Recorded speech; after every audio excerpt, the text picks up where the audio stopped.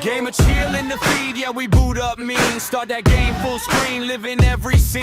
Gameplay on tap, we don't play at sleep. We level up loud, make the whole room leap. Chill out when the beat drop, watch the pulse go hot. Music to vibe to, hit that sweet spot. Bass in the chest, got the whole place swing. One click from the blast when we enter the ring. Name say chill, but we never stay calm. We bring the storm with the grin and the bomb. Tell them look up, when the screen go live. We rise on the edge and we come alive. Chill, chill, hear it roll. Rattle the sky, rock the world. Chill, chill, watch it hit, say the name now. Feel that shit, game on. Chill, chill, chill out loud. Thoughts and reactions shake the crowd. Chill, chill, turn and stare when the name chill lands everywhere.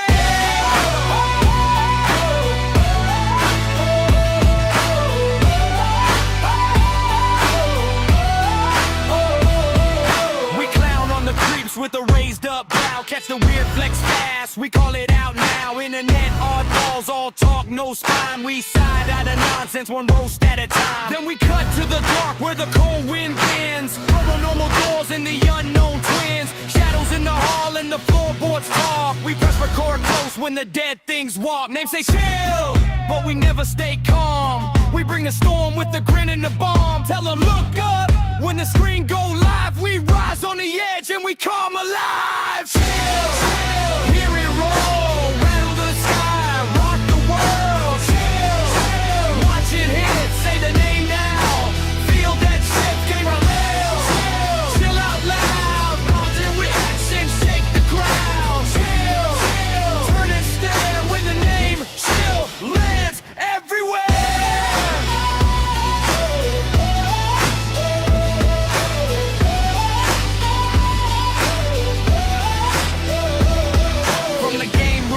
To the haunted lane, from the joke that stings to the midnight rain. We pull the weird out, make it bow, and the name chill gets louder now. Chill, chill, hear it roll. Rattle the sky, rock the world. Chill, chill, watch it here, say the name now. Feel that shift, get real.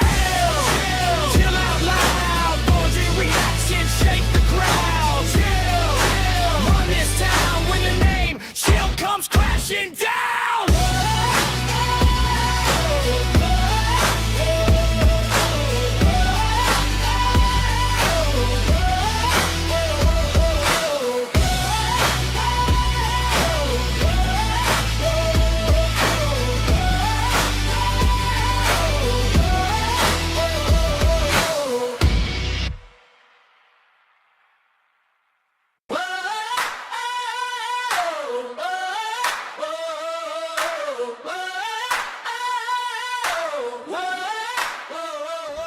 Game of chill in the feed. Oh, how's it going, everybody? How's it going? I'm sorry if I'm a little quiet. There are people sleeping, so I'm trying not to wake them up. So this is gonna have to be a quiet stream. Sort of. By sort of, I mean I'm gonna have to be quiet. That doesn't mean everybody else has to be. But I can't sleep. My wife is sitting across from me because apparently she can't sleep either. So I guess tonight we just fucking around on the internet. That's what we doing. That's what we doing. That's how we do things now, apparently. Oh man. Oh no, but yeah, so I joined in the Raises stream today. We had a very fun time there. As always, she provided a very decent live stream. And I continued to laugh my ass off as I was working on miscellaneous shit around the property.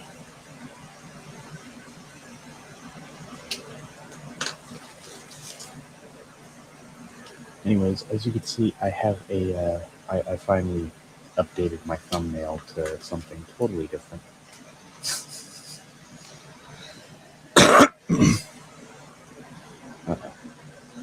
primarily because rewind. Wait, what? By the way, welcome, Otto. Re, re. I, I don't know what that means. Rewindle.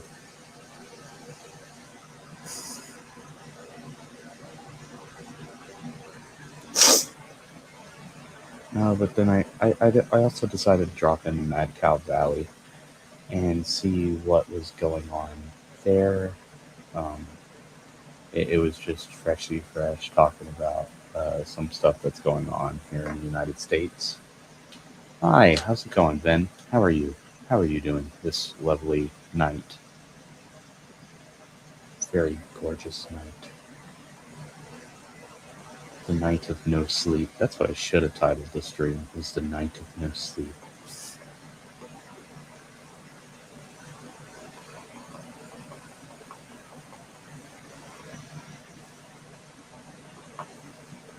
Alright, so let's see what goes on YouTube after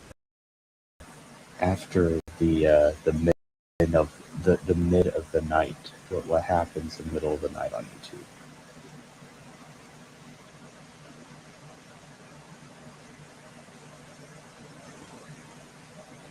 Let's see.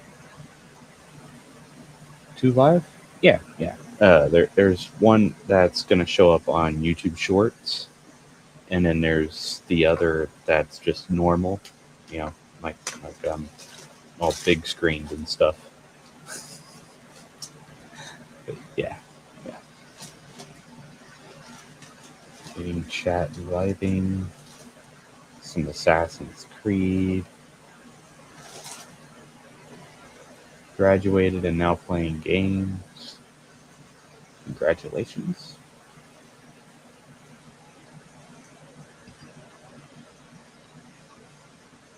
Not really much goes on YouTube in the middle of the night, huh?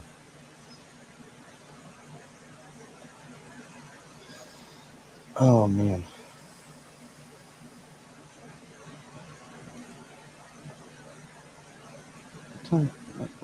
Around what time does Australia normally wake up?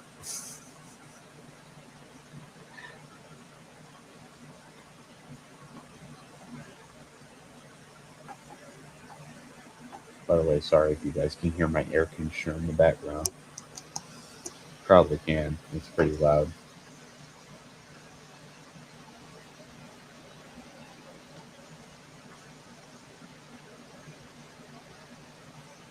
Okay, so let's see. But yeah, I wanted to go live today. But as always, my internet was a little fuckled up there for a while. Buffering.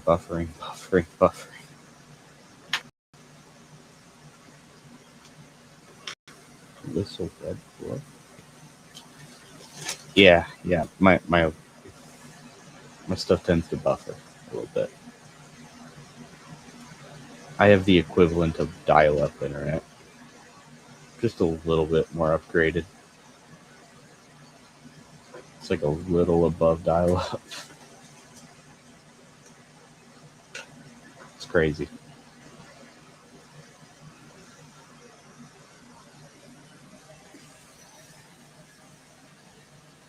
War you do what? What? Oh, war you do that. Do I do war? On video games. That's about as close to war as I get.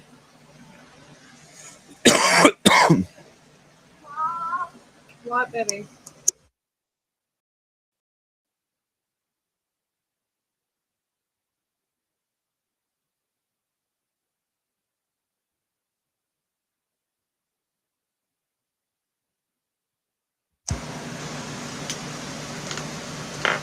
I fight, no.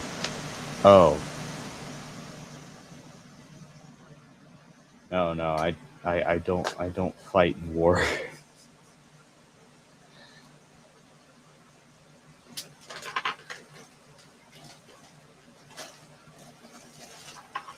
I was thankful enough to avoid the combat.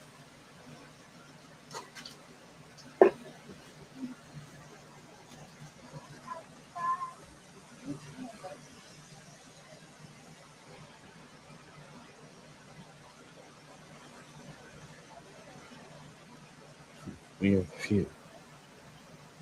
I want to be part of the many. Quoting one of my favorite comedians.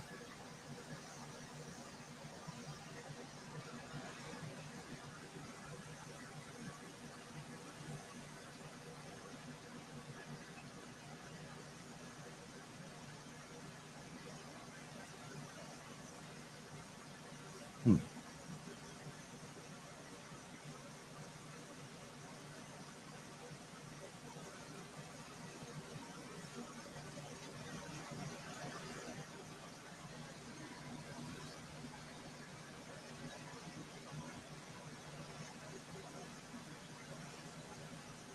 True turrets, Team X normal after. Wait, what? Let's check that out. It seems interesting. You know, it's there.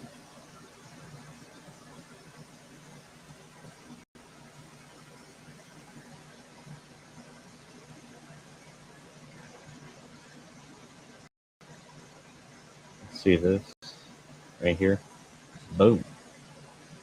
Check that out. Albion Online is a sandbox MMORPG, and I'm not gonna lie, I've been thinking about trying this out, but I get really sketchy on it. Like I get really not sketchy. Sketchy is not the right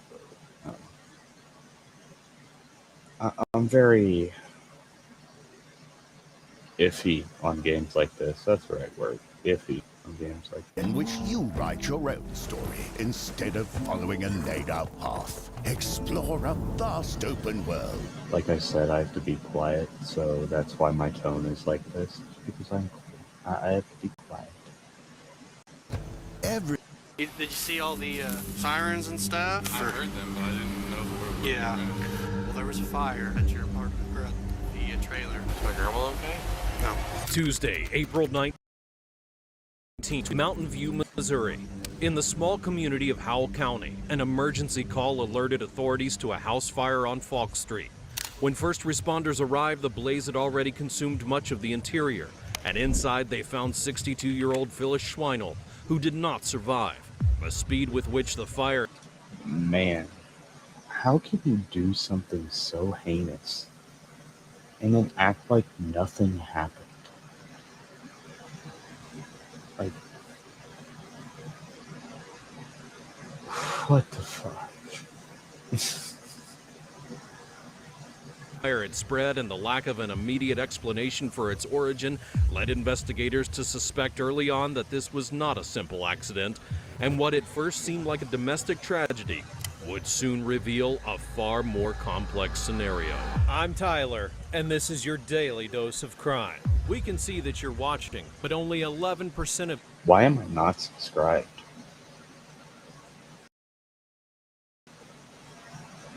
Probably because I was thinking in my head at that point in time, well, I'm subscribed to a lot of people. I really need to go through my subscriptions because a lot of them I actually don't watch. I watch more or less like content like this, or if it has to do with video games or YouTube drama because I'm a nosy motherfucker, you know, that sort of thing. of you are actually subscribed to the channel. So take a moment right now and hit that subscribe button and ring that bell so that we can bring these videos to more people and so that you never miss your daily dose of crime. Thanks for watching and supporting the channel. You live at 330? Yeah? Do you know what's going on over there? No, I've been out walking all morning. Okay. Well, there was a fire at your apartment or at the trailer, and no.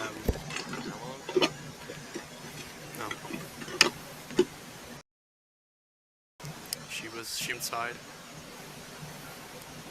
I'm sorry to tell you that, buddy. Wow. just wow. Your grandma burned alive and you reply with just wow. First of all, let's talk about the fact that you're still just sitting down crisscross applesauce like I'm doing right now in my chair. I constantly sit in like a yoga position. It's it's comfortable for me, you know. But grandma burned alive and you reply with just wow.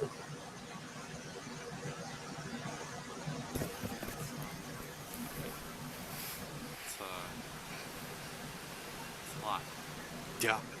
Yeah, there's no good way to say just gotta lay it on, rip it off like a band-aid as far as talent goes. Right. See, what he's doing right now, the officer, is he's blatantly telling him that his grandma died, um, to see what his reaction is going to be, because certain situations like this, there's always telltale signs. You got to look at the anchor points, their facial expression, the way they move their arms, the way they move their legs, just pretty much their body language says everything. So, you said you've been out walking all morning. Yeah. Where were you at? I took a walk down the road towards the church over in WW, Okay. and then I walked back this way. Okay. I was about to head back home, actually. Oh, okay. You did the turns and stuff? I Or? heard them, but I didn't know where we were. Yeah. Do you have, where's your shoes? I was barefoot. You walk barefoot? Sometimes. Okay.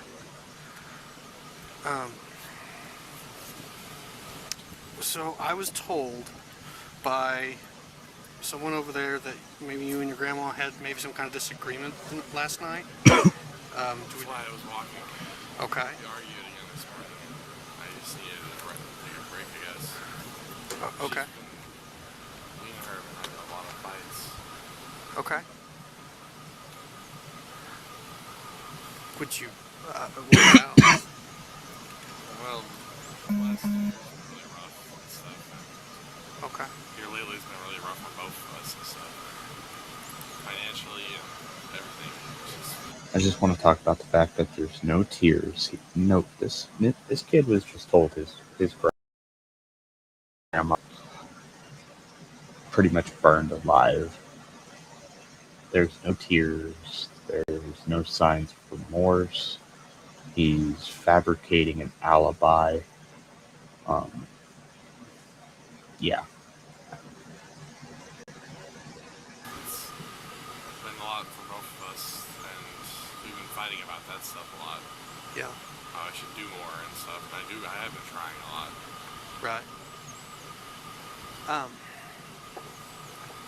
So I've gotten told like you're 19 and then someone said you're 22, 21. I'm 19. You're 19? What's your birthday? Okay. Sitting with officers is 19-year-old Jacob Hearn, who had lived with his grandmother for the past decade. His life was marked by instability, no job, no clear direction, and full dependence on her for support. That relationship did not function as a bond of care, but more like a mutual dependence that had been built tension over. And now, questioned by the police, Hearn insists he had only gone out for a walk and never connected the sound of sirens to his own home. And please note that whenever a trailer is lit on fire, it doesn't take long to burn down. I don't know if the trailer fully burnt down or if it was just a fire in, like the middle of the living room or something. I have no idea. But trailers typically take less than a minute to go up in flames because of all the insulation that's in the walls and in the ceiling and everything like that. It's pretty much packed with brim with insulation. And insulation is extremely flammable. you set that thing on fire, it's like cotton candy hitting water. What unsettles the investigators is not only the calmness of his tone, but the way with which he seems to anticipate each and every question, as though he were trying to control the narrative from the start. For officers, this raised the first pressing question. Were they listening to a grandson blindsided by tragedy, or the only witness who truly knew what happened inside of the home? Because apparently, I don't know where people's getting their information, but you were somewhere between 19 and 150, I guess.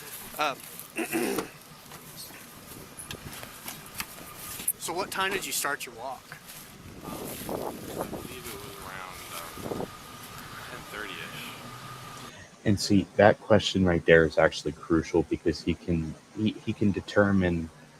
Let's see, 10:30ish. That would mean approximately around 10:30 he started his walk. They can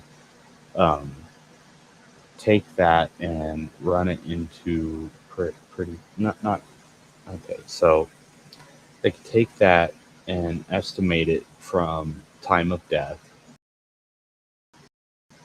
because the time of death, and they're gonna figure all that out from there. Okay. Not sure.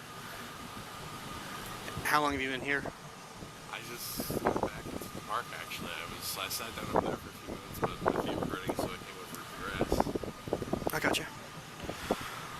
Okay. Someone also said you were a felon. You're a felon? Okay.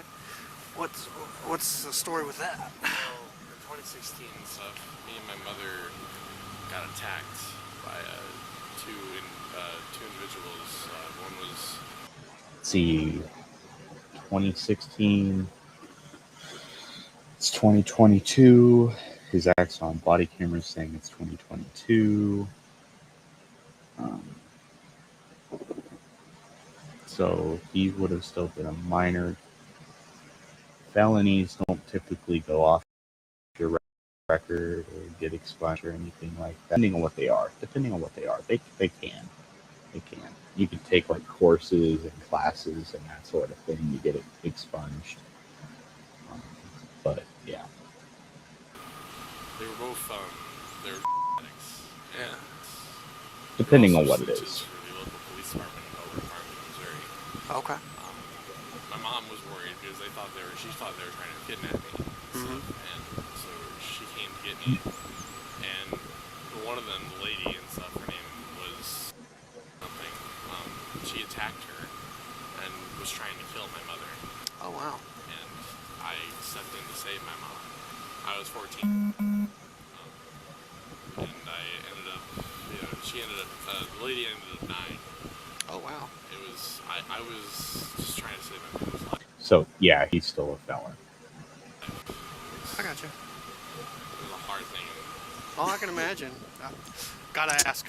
Right. You said you were 14? Yeah. That's crazy, man. I'm sorry that even happened. It's the story of my life. Yeah.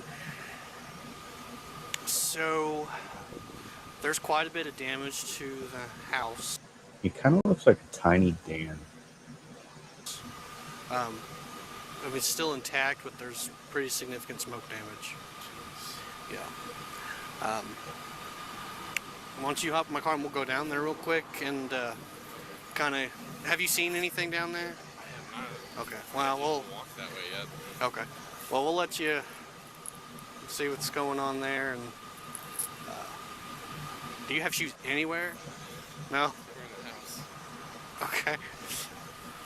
Okay. Well, apparently you got stronger feet than I do, because I'd be crying like a little girl. You can just hop in the passenger seat. They're on the other side. I got a bunch of junk in there. As the conversation continues, Hearn introduces elements that further unsettle the officers. He describes constant arguments with his grandmother as if they were an ordinary part of life, then shifts to recounting violent episodes from his past. He claims to have defended his mother from 2 attackers and even admits to killing one of them. The casual way with which he speaks about such an extreme event without showing visible signs of distress alarms the investigators. So I am actually intensely thirsty at the moment. So I'm gonna go get me a drink real quick.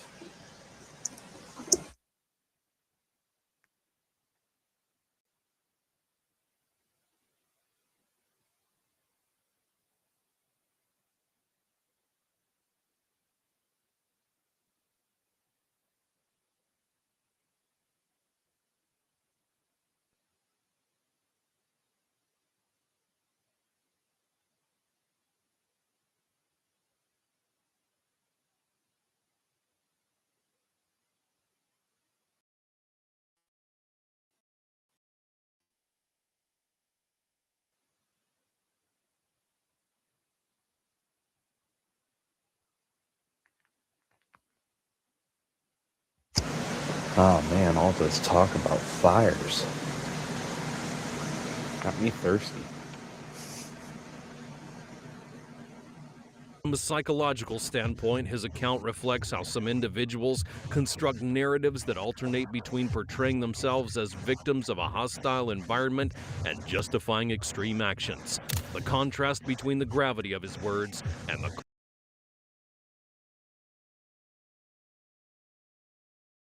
Oh yeah, absolutely. Right as soon as he just went, wow, I started having questions in my head, like, what the hell?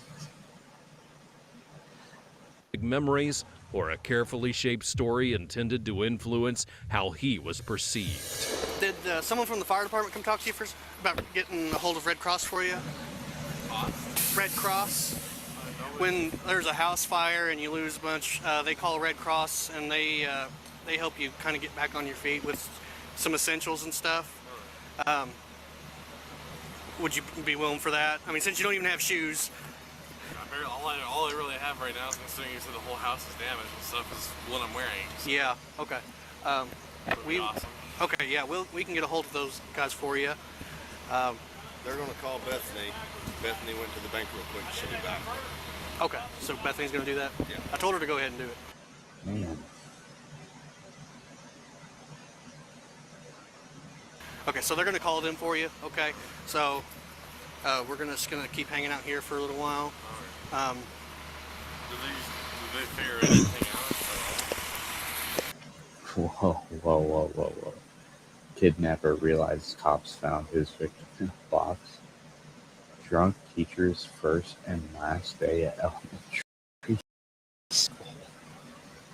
They got all they said was, well, I didn't really understand it. Honestly, they're still looking. Fires, I don't know the first thing about looking into them, so I don't know. But whenever they get a chance, a couple of them were on the phone. I'm gonna see if I can bend their ear for a minute. But I'll just giving you an update, okay? They did remove her, okay? Just to get her away from me. How bad was it? It's pretty significant.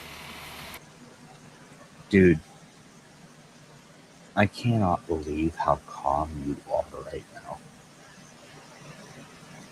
This is a whole nother, you need help.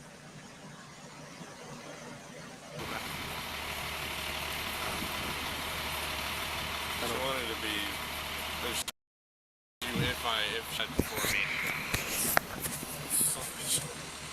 She said she wanted to be put to ashes, put around where her grandpa, her mother and father were buried. Oh, okay. That was all she told me. I see. So much. Yeah, I know. I had to.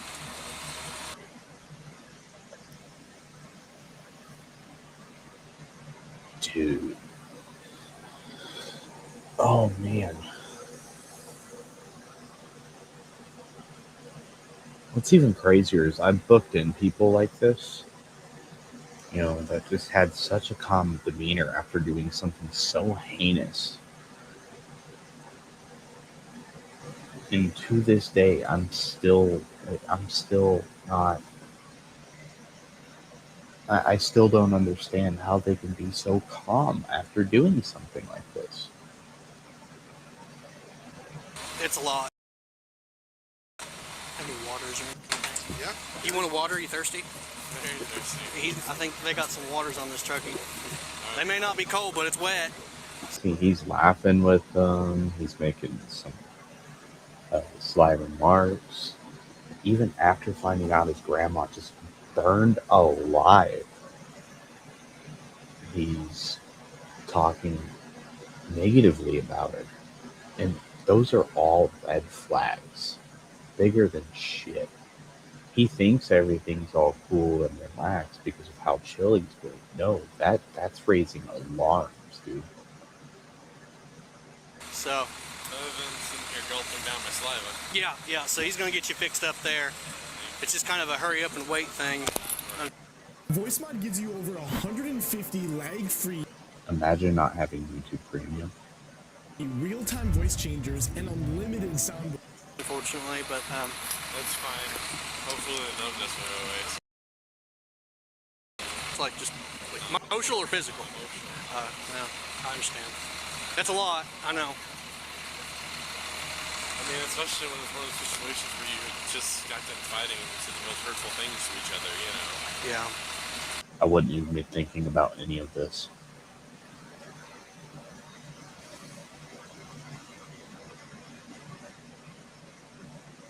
I would. It wasn't I love you, I'll see you, I hope you have a good day and stuff. It was, Yeah. I hope I don't come back, you know, or something like that. Right. I completely understand, man. I do. And I really, truly am sorry for the whole situation. I really am. But Thank you so just, much. if you just be patient with me, we'll get you sorted out here, okay? It may be a little bit. I don't know where the Red Cross comes from normally, but we'll Probably Springfield. I don't know. I've seen them show up quick, but I don't know when they call them, so we'll give you all a we can, okay? All right. Best as can be, anyway. Okay. Okay. Well, I shouldn't have to take off like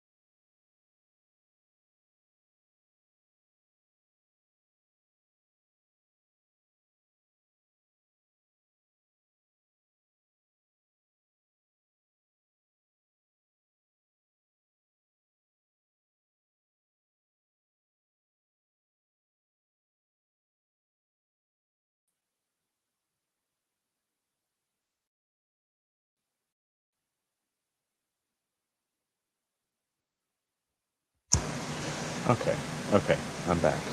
I'm back. Sorry, my Wi-Fi kind of crapped out there for a second. Like it always does. Here we go. I'm gonna find out what's going on here, and but like I said, just holler and I'll unlock it, and you feel free to sit in there. Got air conditioning Oh, he's for sure already got an idea of what happened. in the heat if you're hot or cold. So I don't like to get uncomfortable. So Very tight space. yeah, ain't much I can do about that one. In the following minutes, Jacob's focus drifts toward minor details. He mentions having no shoes, needing clothing, and the possible assistance of the Red Cross, as if these practical concerns outweigh the loss of his grandmother. To investigators, this choice of priority, it suggested an emotional avoidance strategy with which the trivial served as a shield against confronting the weight of what had just happened. When told his grandmother had already been removed from the home, he asked how she looked, only to immediately remark that she had wanted to be cremated. The abrupt shift from concern to detachment would reveal a disconnection that was difficult to ignore. Whoa. What's that? I just built a budgeting app in Base 44. Guys, Nina just built an app. And adding to that, he recalled her telling him before he left she wished he would never come back. For officers, that comment introduced a new dilemma. Was he describing a toxic coexistence or trying to plant the idea that she had anticipated her own end? Wow. This dude needs some serious help, man.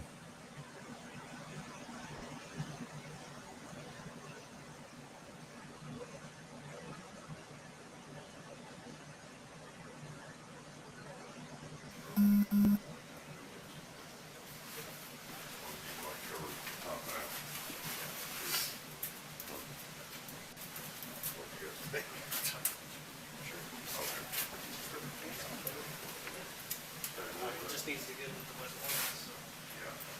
You gotta be all the quality. Yeah.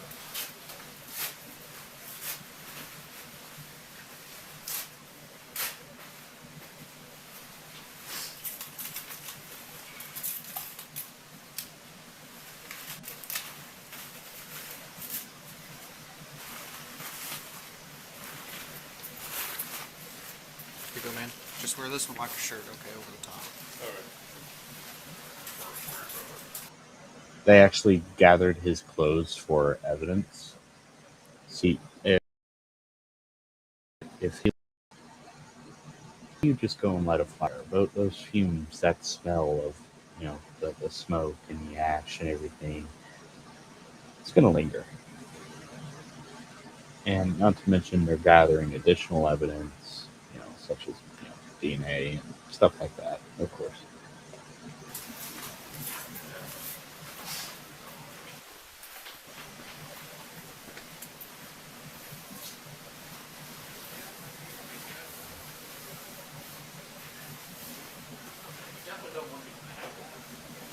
Well, just to get you over to county, and then they'll get you a new, different suit that'll actually fit you probably. They said you can keep your glasses too. Fine. Take a seat there and we'll figure out what we're leaving right away, okay?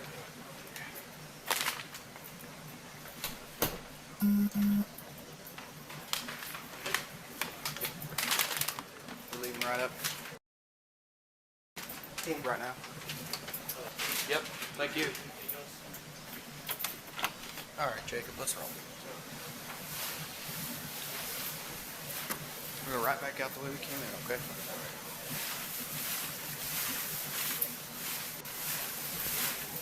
Man, I remember booking people in that were so huge that we didn't have the right size jumpsuit for them because everything was too small.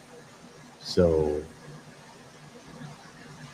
we would have to provide them with either a turtle suit or they could just wear the jumpsuit around their waist until we get a bigger one that'll actually fit them. Like, we would have to actually order these jumpsuits in that actually fit them.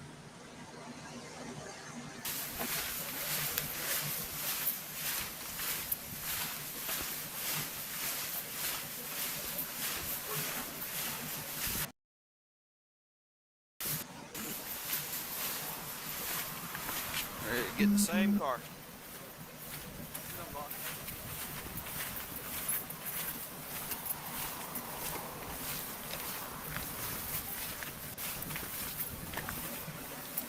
That door didn't shut all the way if you're going back in there.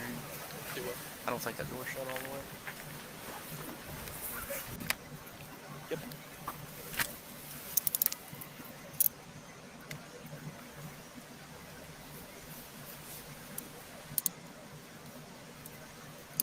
Too tight? Okay. Thank you. Yep. As officers offer him water, clothing, and the chance to contact relatives, Jacob remains distant and mechanical. Rather than showing grief, he states that he won't be entirely alone since he has extended family in another town. That cold, detached posture in a moment when most people would show visible despair painted an ambiguous picture. Either a young man hurting rigid for his emotions or someone who was unwilling to reveal a grief he did not feel. Eventually, he's handcuffed and placed under custody, but by then, investigators had already... See, at this point, he's probably desensitized, robot emotions, you know. He's... At this point, these people are just too far gone, you know. Already determined the fire was deliberately set. Hearn had ignited a coat and placed it behind the chair where his grandmother was resting after taking pills, and that finding would redefine everything he had said up to that point. The calmness, the focus on trivialities, and the absence of mourning appeared less like shock and more like the construction of a story to conceal responsibility. Want to strengthen your math skills? It's an effective and fun way to learn, built for the way your mind actually works. Every lesson is visual and interactive, so the math makes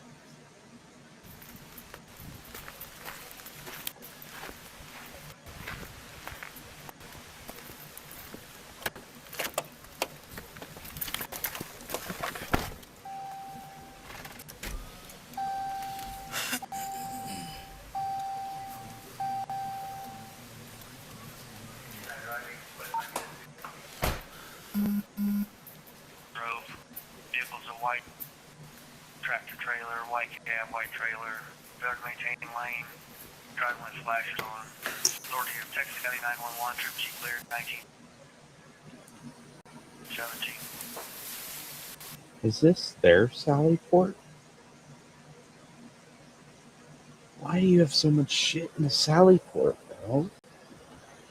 Gas sitting there, boxes, tables, chairs. It looks like just an ordinary garage. Yeah, a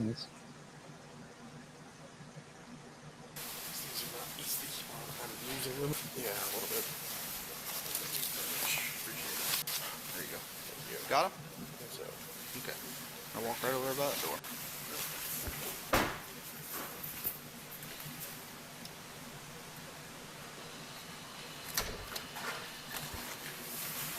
It is, bro. It's their Sallyport.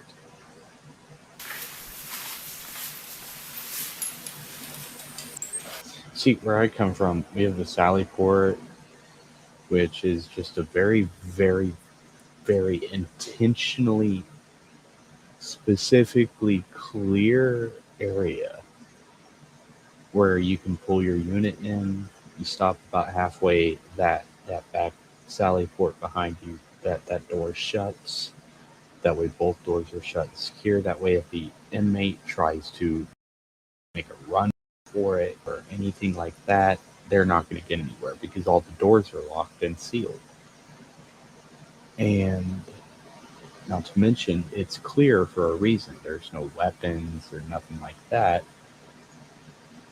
That way if they're combative, they can't grab a hold of anything or use anything against you, you can just simply restrain them, get them inside, do the booking process, or if they're still combative when you get inside, you could just throw them in a holding cell. After the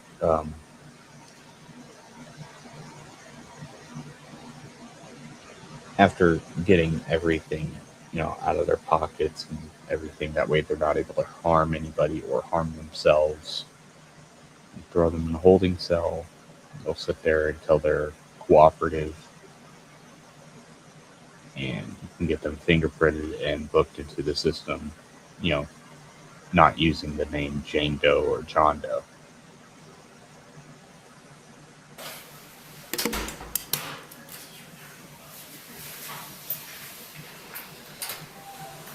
Take a seat in our bench.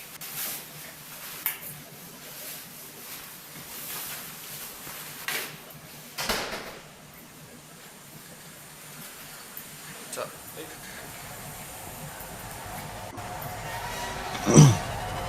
That's another thing I won't do, especially if they're handcuffed in the front, like he is. I would not let them behind me. I need constant visual on them at all times. I don't care if they seem nice. I don't care, okay? Don't get behind me. I will not walk in front of you. You are going to walk in front of me inside of the correctional facility. That way I can keep it constant on and your moves, and most importantly, the rest of the surroundings. After his arrest, That's just a pet peeve of mine. Every time I see an officer allow someone walk behind them or anything like that, if it's an inmate, if they're the suspect in this case, it's a pet peeve. You should not be walking in front of them. That's just me, though. That's just me. I'm sorry. the case moved quickly through the Howell County judicial system. Hearn was charged with first-degree murder, first-degree arson, and armed criminal action. During hearings, he argued that he was carrying out his grandmother's request to end her life, raising a debate about intent and accountability. Prosecutors, however, found no evidence of such an agreement and maintained that the decision to set the fire was entirely his. In 2024, Hearn entered an Alford plea to second-degree murder, acknowledging the strength of the evidence against him while never admitting guilt. The plea brought the trial to an end and resulted in a 24-year prison sentence in the Missouri Department of Corrections, closing a case in which long-standing family tensions and dependence culminated in irreversible tragedy. Damn. He fucked up his own life entirely, dude. Only 19 years old. It just seems like a waste of a life.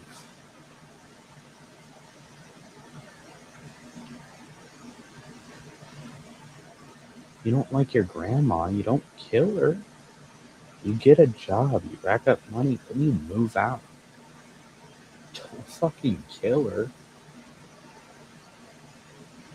Idiots. They do this to... I bet he was one of those people that automatically got to the jail and asked for like a pillow, or like it with no holes in it. You have no idea how many people genuinely ask for a pillow while they're in jail. Other correctional facilities are different. Like all correctional facilities are different, okay? They all have their own rules. The one that I worked in, we didn't have pillows. You want a pillow, get some grays or some whites. Those who've been to jail know what I'm talking about. Get some grays, get some whites. Whites, not wipes. Sorry, dad brain. Get some whites, get some grays. Use the jumpsuit that you're given. Ball that up, use that as your pillow.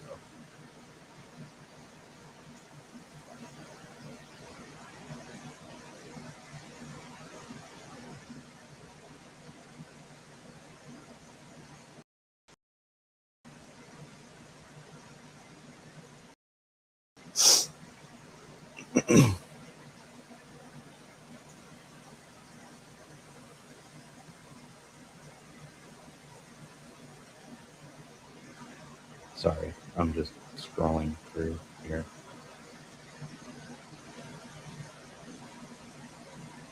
Okay.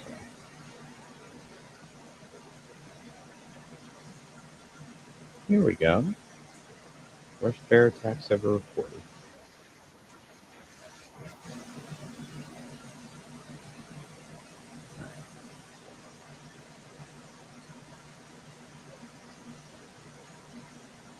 Share this. And I'm gonna go for a little smoke break and then we'll watch this. And I should probably go to bed. I don't know. Depending on if I can sleep. I'll share that. Here we go.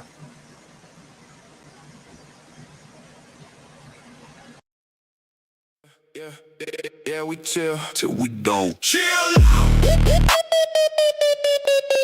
Call them out.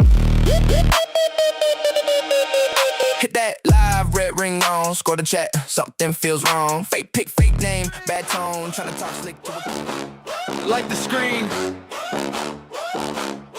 Let's go. Channel on, log in, load up, same squad, new chat. Hey, turn it up, run it back, blue bat on the chest that glow. Chat's going crazy, screen glow on my face. It starts streaming, we're jumping to another place. Hey, avatar loaded, headset tight, new safe file, we're up all night. Chill in the lobby, green light, watch this boy, the death bomb can't miss. Hit this force with the horn out, blind wreck, storm light, laughing, skirts, bit hard, more rise. Chill goes live. Gamer Chill goes live. We ride, new realm, new run on the wide. Hold tight, spam the chat, let the subs all fly. We don't log off, we just respawn high. From pixel dust to dragon sky. Squad so loud, you can't mute this vibe. Hit that warp, see the stars collide. Gamer Chill goes live. We ride.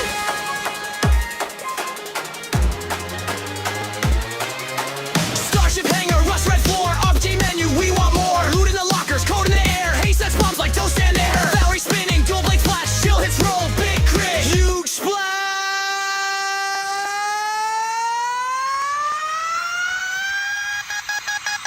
Gamer Chill goes live. We ride, new realm, new run on the wild. Side spin that chat, let the subs all fly. We don't log off, we just respawn high. From pixel dust to dragon sky. Squad so loud, you can't mute this vibe. Hit that warp, see the stars collide. Gamer Chill goes live. We ride.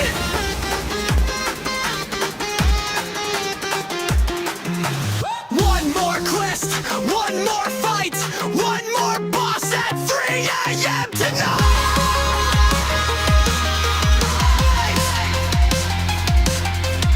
Ace goes down, we all still yell, cause the bloopers make the stories tell. Fix yourself, battery dies, kill your slip it, we're alive. Gamer Chill goes live. We ride, new realm, new run on a wild. Time spin the chat, let the subs all fly. We don't log off, we just respawn high.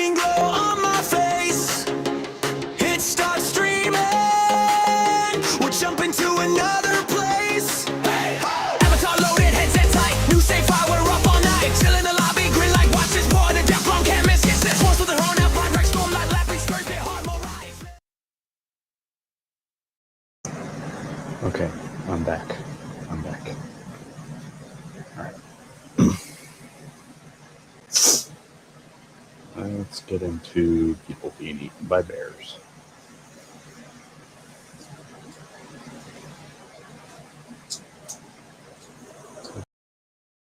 The topics here lately. Bear attacks known to man. These true stories include a brutal grizzly bear attack where a woman was dragged from her tent and eaten while camping at Yellowstone National Park, a case that saw 6 people mauled by a hungry black bear in a single day, and much more. Like and subscribe if you're new. My name is Animal Al, and you're watching When Bears Attack. Jesus, man, I hope that a bear never attacks me. I pray that I never have to be in that sort of situation. Because I gotta tell you, me versus a bear, the bear's gonna win.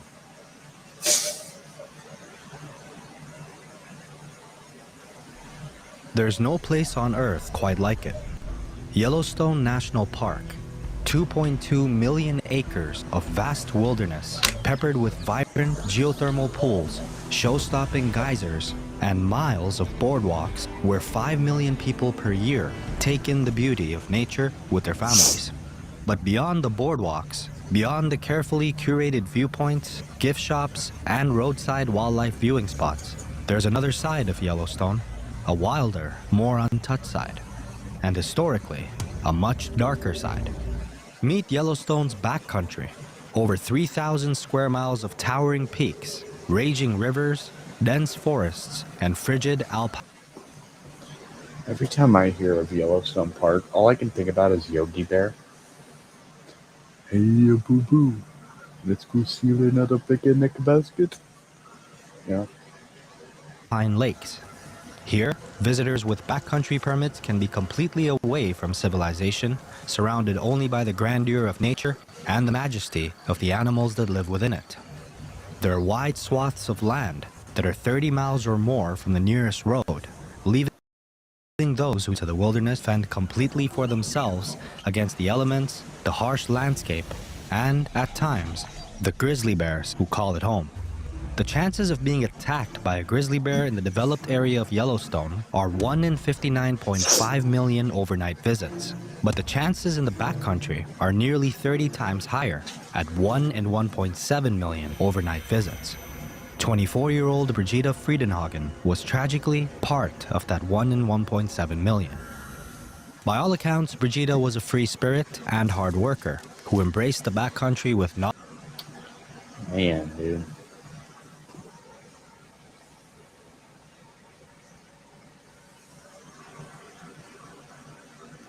That would just be wild. Knowledge, respect, and the See what I did there? Wild.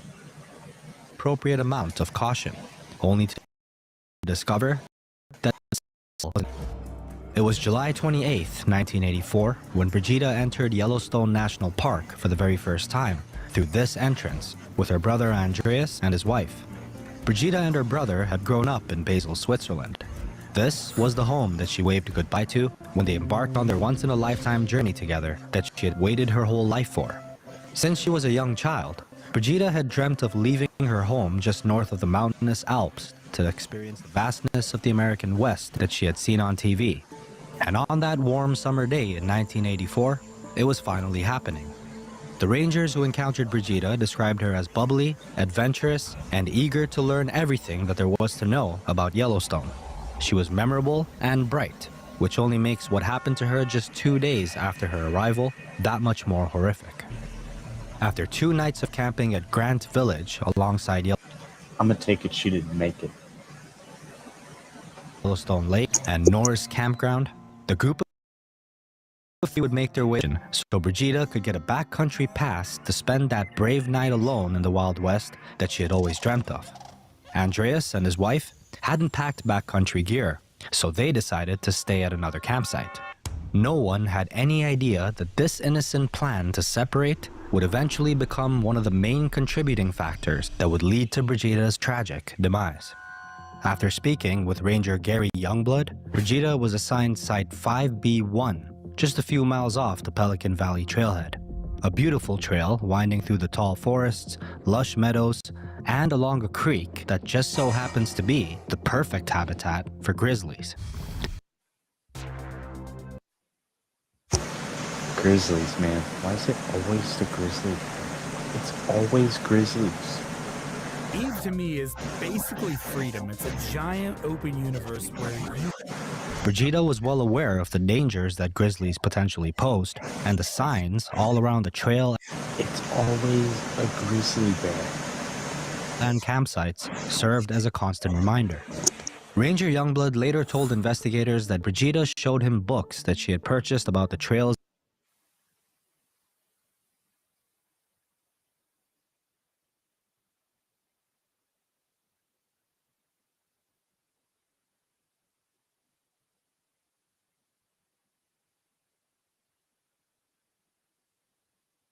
and the grizzlies, and even asked several questions to ensure that she was doing all that she needed to protect herself.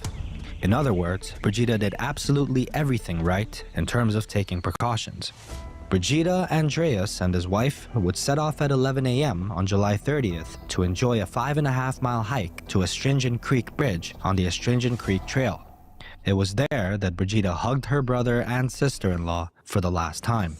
They watched as she disappeared into the thick forest of spruce, never to be seen alive again.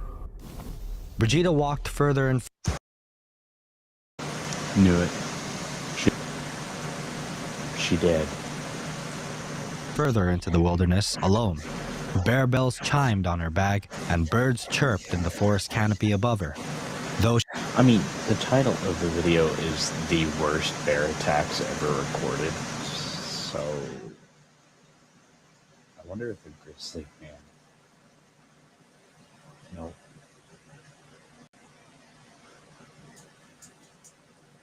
Apparently not. Wait.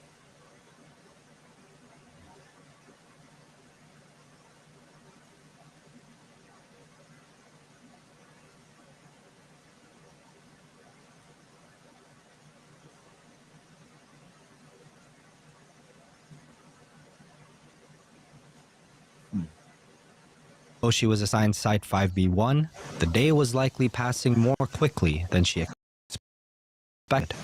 After several miles of hike, she came to White Lake, an isolated, beautiful body of water deep into the backcountry. There is where she discovered Site 5W1. With the sun beginning to set and no one at the campsite, she decided to settle there for the night instead of her assigned spot.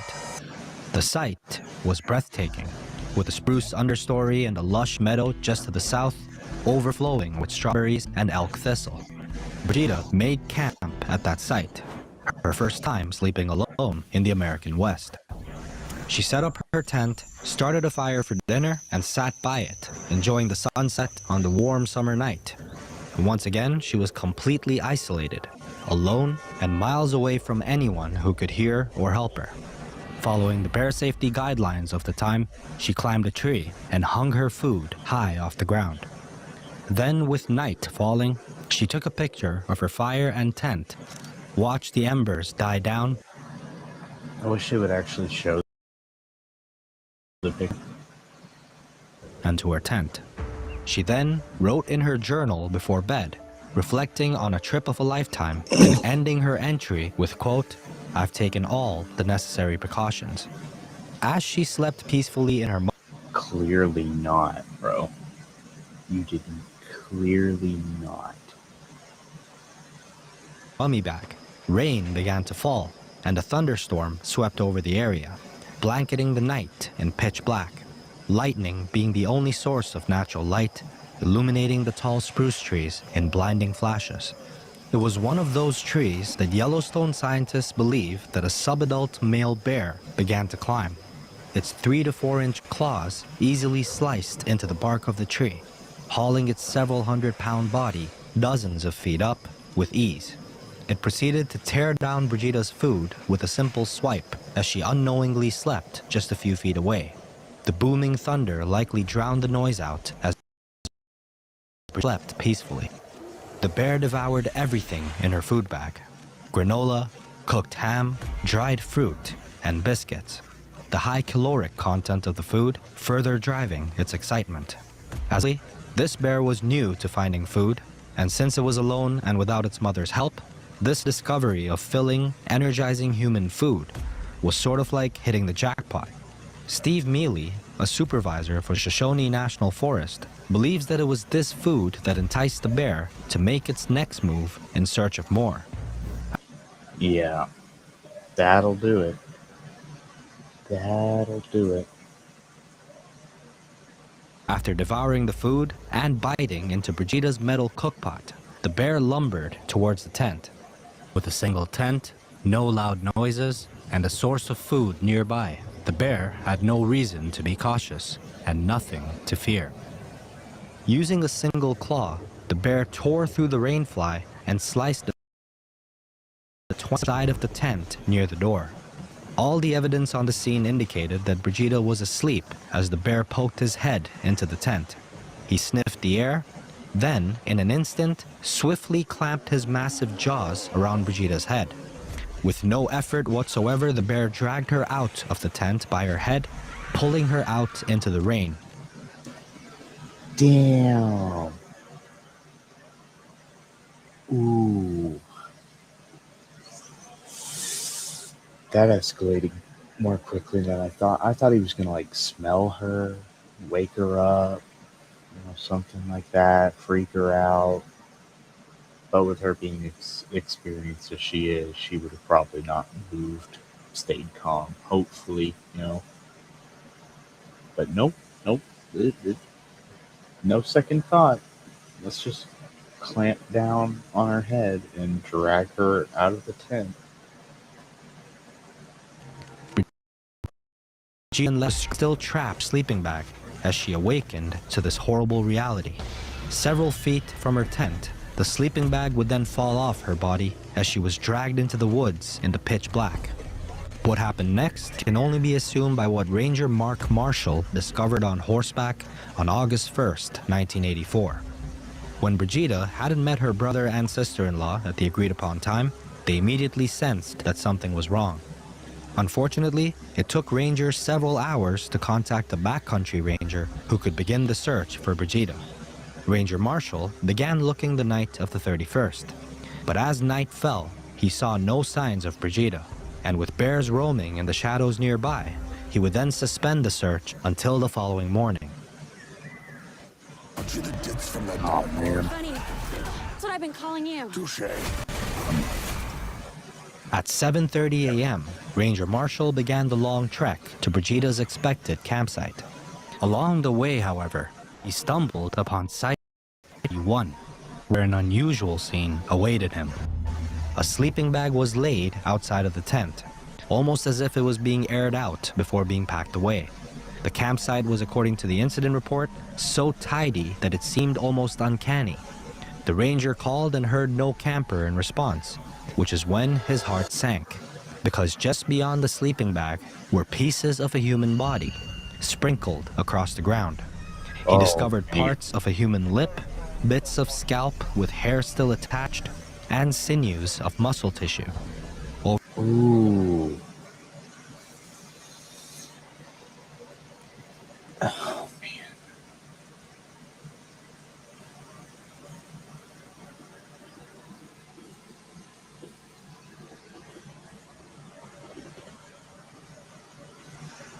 That is horrible. That is absolutely horrible.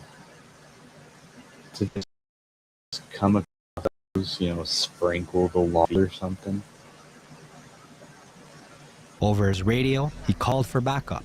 It was clear that they had a bear attack on their hands, and the most dangerous scene any professional can be forced to combat is an angry bear feeding on a human carcass. More rangers would then arrive, armed with shotguns and rifles. They were tasked with the horrific job of following a trail of body parts north. Along the way, mixed in with the tissue and scalp, they would find a bloody sweatshirt torn to pieces. Horrified but determined to find Brigida, they continued on until finally they came upon a... You found her. Pieces of her. You just gotta find the rest of her. 2 by 3 foot patch of Sorry. darkened, oily grass. It appeared to have been where Brigida bled out after she was dragged from her tent, and likely where the bear began to feed on her in earnest. 250 feet from her tent, a bit further from the likely site for death, a group of 3 then found her body. Brigida was lying on her stomach.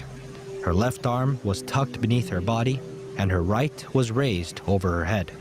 The skin on both her arms had been peeled back to the shoulder by the bear, giving it access to tear away the tissue and fat underneath. It was, undeniably, a scene straight out of a nightmare. The majority of Brigida's body had been consumed.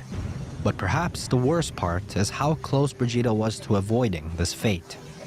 That fateful night, a group of 3 other campers were assigned to the campsite that she ended up staying at by herself.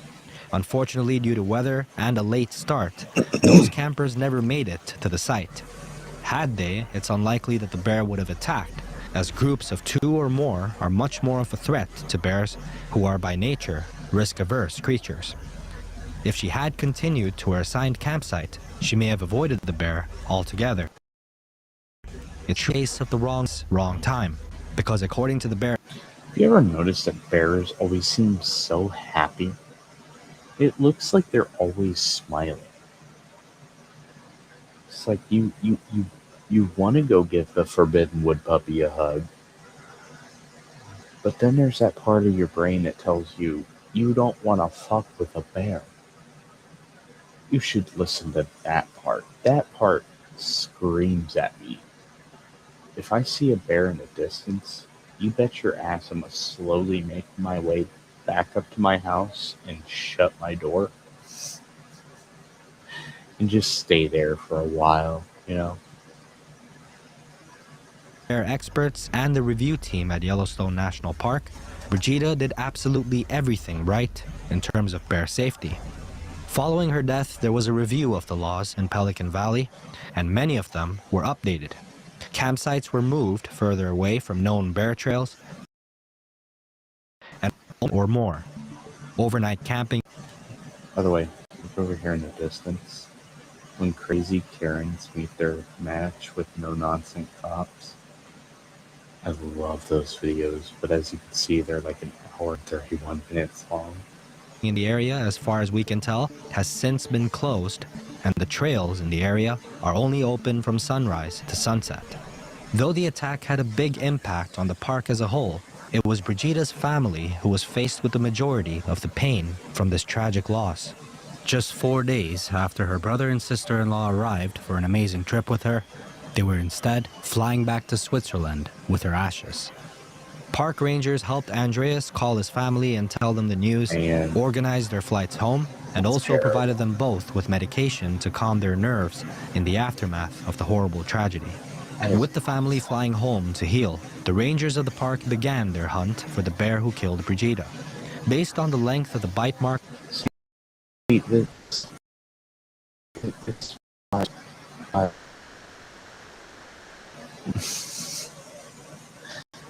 But see, she thought she was prepared, you know. But all of what's you'll notice a pattern with all this.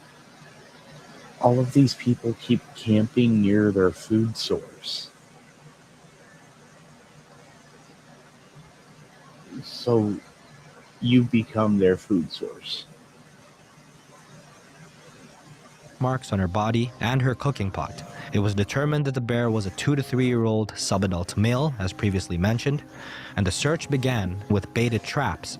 But as days turned to weeks, there were no signs of a bear matching the one that likely killed Brigida that were found. And just a few weeks later, a preteen boy was dragged out of his campsite just a few miles away in a similar way, grabbed by his head and dragged head first out of the tent. He went away, and this because the bear was readjusting its bite and bit his sleeping bag instead of him, allowing him to wiggle out and run to safety. He managed to run. Oh man, thank God. I was about to say, damn, this bear's on a fucking murder spree, bro. Nope, that one got away, thankfully. It was not his time to go yet. Run straight to his parents, who he startled awake, making him too risky for the bear to continue to pursue. To this day, the bear that killed Brigida has never been found, and her tragic Damn.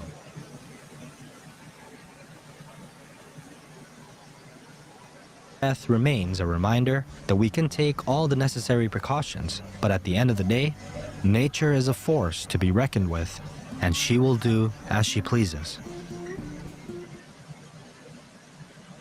Glacier National Park, home to stunning, ice-cold glacial lakes, breathtaking alpine trails, and meadows. But beneath all the Instagram-worthy snapshots, there is something dangerous lurking in the aspen groves and meadows.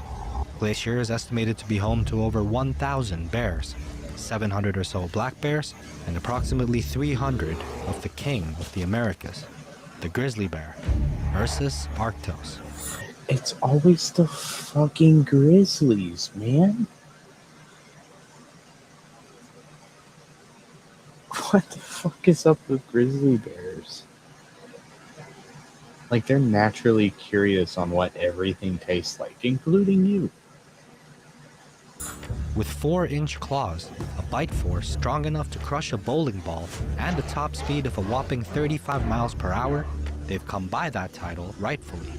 As rare as grizzly attacks on humans are, the ferocity of those attacks has... It's so fucking far? No. Okay, by the way, there's the grizzly man, right there. I knew they were going to show him somewhere in this video. Has landed grizzlies with a kind of haunting infamy, one they won't be shaking anytime soon. And in the park's history, much of that infamy comes from stories of the fatal attacks in Glacier National Park. There's only been 10. Yet, these attacks live in the nightmares of many. One of these nightmares began on October 3rd, 1992. And she's right there, and I thought for sure this bear is going to eat me. Buck Wild has never been a stranger to the dangers that grizzly bears pose. In his 30s, he quit his prolific job as an electrical engineer contracted by the CIA and turned to the great outdoors, giving up everything to be a wildlife photographer. The animal that immediately captured his heart from behind the lens was the grizzly bear, specifically the grizzlies located in Katmai National Park, which are known for being more tolerant and docile than their counterparts in other areas of the world. The steady supply of salmon and rich food sources of the Katmai ecosystem means they don't have to be particularly predatory or territorial. But in Glacier, things are very different, especially as fall is turning to winter and bears are forced to put on the pounds before hibernation. Buck knew this, and he came to Glacier prepared. Eager to get some bear photos to sell, he set out to an area that he knew they frequented, the Loop Trail, a 4-mile trail with a 2,600-foot elevation gain up to the Granite Park Chalet, a backcountry lodging spot. It is one of the wildest, albeit most beautiful. I do gotta say, the electrical fence around your tent, that's smart. That's smart. Don't know how well it will work on a fucking grizzly bear, but smart. Trails in the entire park, and Buck didn't have to wait long to find exactly what he was looking for. As dawn rose over the chilly October morning, Buck enjoyed breakfast at the Granite Park backcountry campsite. Despite his name, he wasn't as wild as you'd expect when it came to bear safety. As he ate, he spotted a cub racing through the woods. Then, somewhere in the underbrush, the woof of the mother bear following behind. He waited, still and silent, for several minutes, allowing the bears to press on. Then he did exactly what he should have to keep himself as well as the bear safe. He took all of his scented items, including his food and toiletries, and strung them up in a tree. Then he grabbed a can of bear spray, his camera, as well as his backpack before journeying on. At that point, he was about 15 minutes behind the bears, but to him, that was the perfect place to be. Far enough back to lower his chances of... So, I have a funny story for you guys.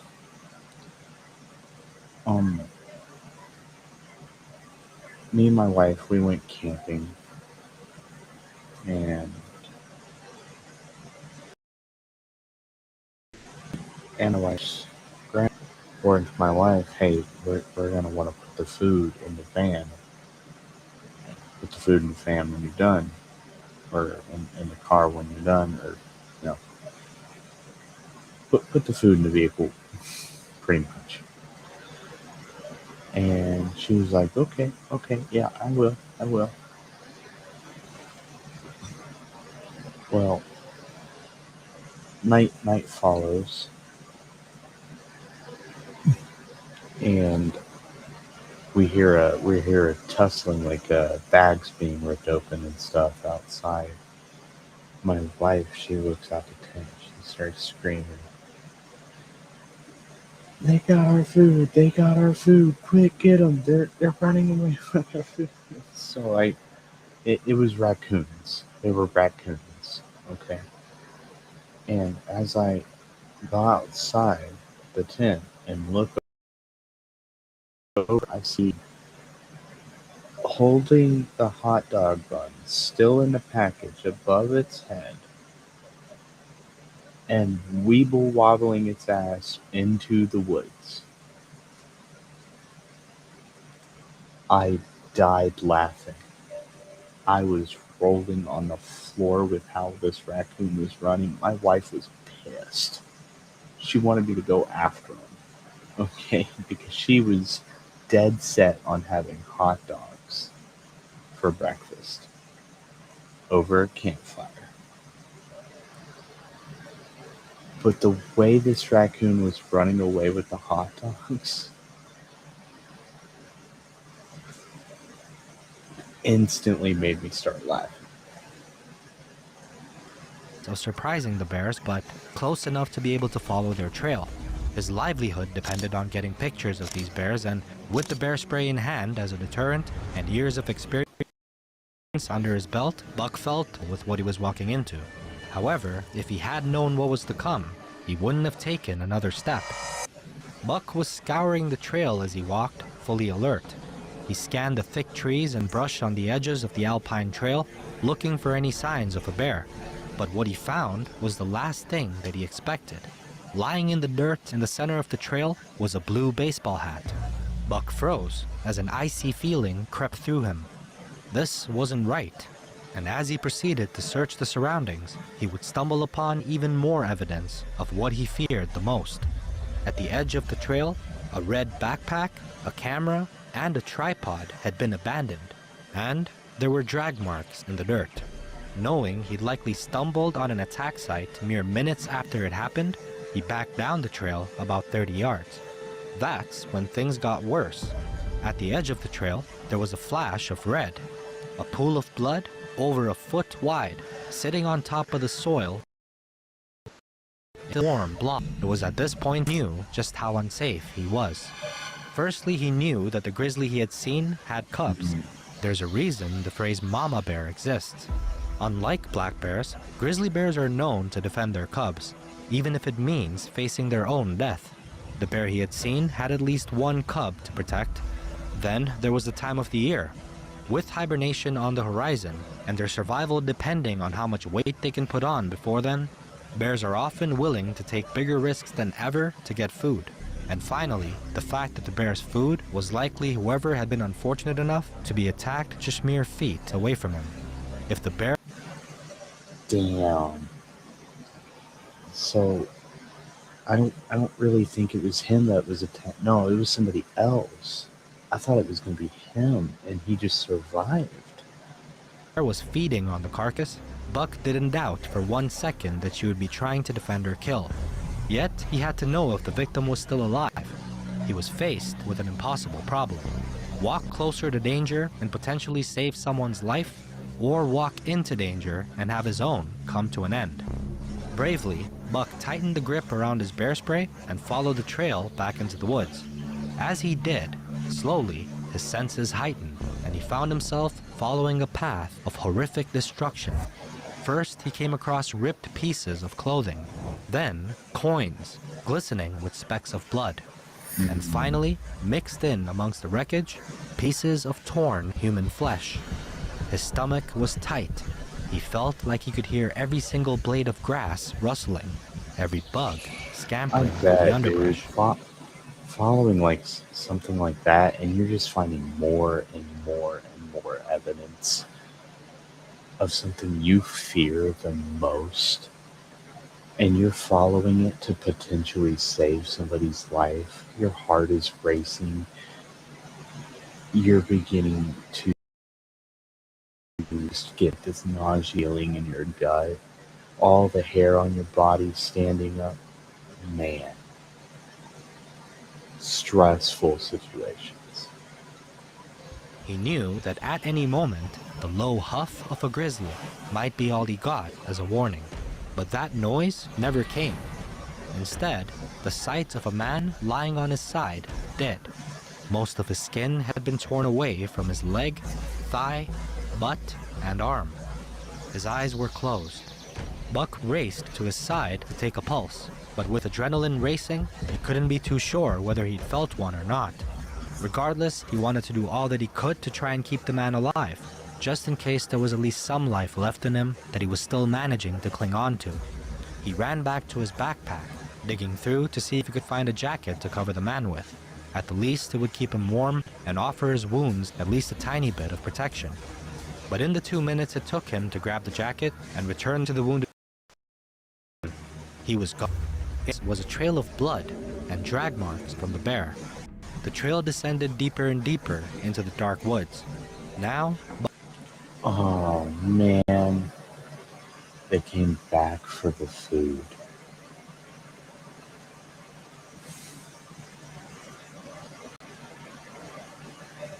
And you know what sucks?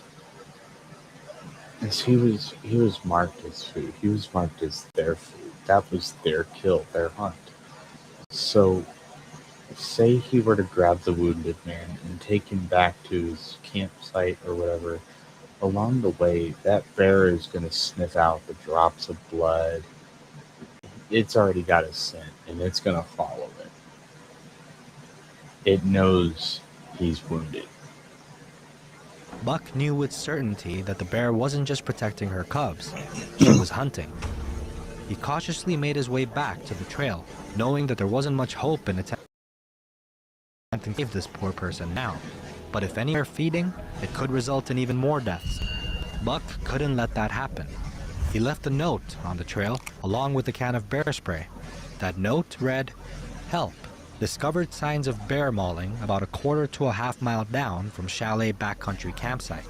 Followed another quarter mile and found body. He was in bad shape, but alive. Went back to get coat to cover him, but body was gone. Met people here. I plan to stay here for 2 reasons. 1, to turn people back toward Logan's Pass, and 2, to take National Park personnel to the spot that I saw the victim last. Seriously, Buck Wild." And those 2 things are exactly what Buck did. Logan Pass was the trail going toward the Granite Park Chalet, where people would stop, then continue along the trail. Anyone continuing on the trail ran the risk of a deadly encounter. Oh yes, Buck absolutely. hurried up to the Granite Park Chalet, warning everyone to turn around. No, but right thing. He did the right thing here. 100%. Around and head back down to Logan Pass to safety. There is no telling how many lives this action potentially saved, but the remoteness caused an issue. There were no rangers nearby, and no way to contact them but to send people up to Logan Pass away from the bear, hoping they'd be able to find a ranger soon. As the hours passed and morning slipped to afternoon, 2 park rangers finally arrived at the chalet in a helicopter. They had received word from someone who found Buck's note at the bottom of the loop trail. Buck guided these rangers to the last place he had seen the body of the bear attack victim. In the few hours that had passed, the man had been dragged another 400 feet away. His body was covered in dirt, a technique called caching, used by bears to hide the scent of their kill. Tragically, the man was dead and likely had been for hours. His name was John Petrani, and was the son of a Romanian immigrant, John Sr. His obituary described him as a longtime observer and student of nature, and looking at his history, that couldn't be more of the truth. Every year he would save up from his job as the coordinator of the city of Madison, Wisconsin's custodial department and use that money to go on a 3-week trip to explore the outdoors. In 1992, that trip took him to Banff, Jasper, and finally, Glacier National Park. The day that he had been mauled was the very last day of his trip. And Damn. now Buck and the Rangers had to find a way to get him home so his That is some shit luck, dude. family could say a proper goodbye.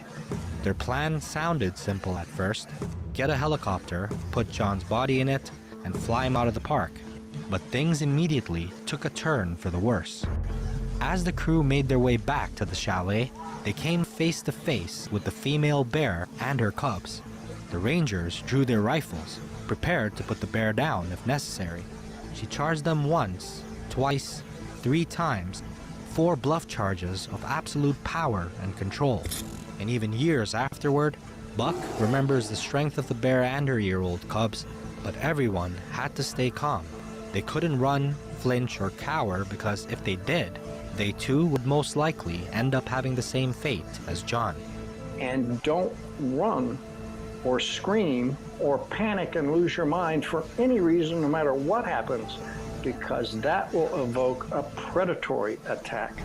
One of the Rangers, Charlie Logan, remembers having his finger on the trigger of his gun. In his mind, one thought played over and over. If she steps toward me, I'm gonna fire. Miraculously, she didn't. Convinced the threat was neutralized and no longer worth her time, she retreated to her cubs and disappeared into the underbrush. The crew hurried back to the chalet with a plan in place. One ranger would go in a helicopter to monitor More people, better. from above and haze the bear if necessary, while 5 other rangers would approach on foot, prepare the body, and load it into the helicopter. However, once more, things didn't go as planned. For 2 days, thick fog and rain stopped any helicopter from... These people know more about bears than I do.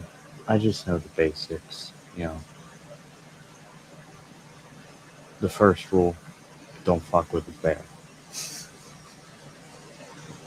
flying. When it finally arrived and the Rangers set the plan into motion, they were met with yet another problem. The chopper sent ahead spotted the bear and her 2 cubs. Wanting to haze them, the pilot swept down, flying low over their heads. Usually, just the sound of a helicopter is enough to scare a bear off. But this bear continued, undeterred, heading straight for the Rangers on their mission. In the scramble, armed if necessary, the 5 Rangers on the ground, John's body, managed to get him in the helicopter and take off, sailing high above Glacier National Park.